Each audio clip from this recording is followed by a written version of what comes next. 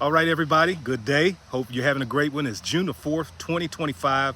I got a word for you today coming out of two places to meditate on, okay?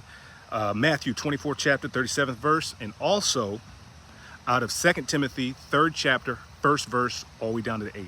Now, let's put some context in it. So I've been meditating on this, and then the Lord spoke something to me yesterday about the condition of man and the heart of men in the last days, which we are in now. We see it now. It's been prophesied for quite some time. In the 24th chapter of Matthew, Jesus is telling his disciples after they asked him a question, what should it be like in the end? And he said, as in the days of Noah. A lot of people are teaching all sorts of stuff. I'm not refuting any of those things, not refuting about the return of the fallen, which the Lord has showed me, not refuting the Nephilim or hybrids or any of these things, okay? But what I'm highlighting in is what the Lord was trying to share is selfishness will prevail. So much or so, people won't see what's really going on. Be lulled to sleep, thinking everything is peaceful. All right, now Paul breaks it down when he writes his letter to Timothy. That's in 2 Timothy 3rd chapter, 1st verse, going down to the 8th, which we're going to highlight on the 8th. Where Paul was talking about in the last days how men would be. And he gives a whole long list of stuff. And we see it now. Oh my God. We see it everywhere. You see it online. You see it when you're walking around. You just see it.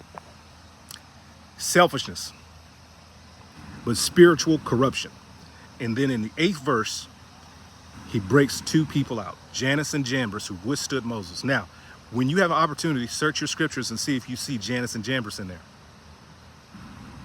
Then my question to you is, who are they and what was he talking about?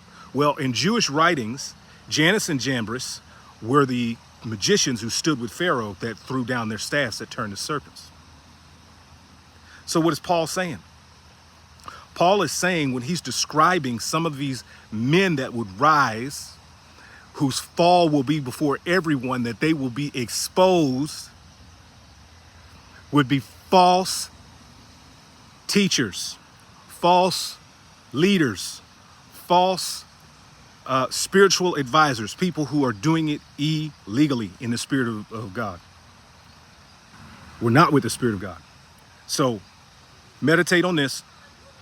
Be very careful. Be very, very careful what you take into your spirit.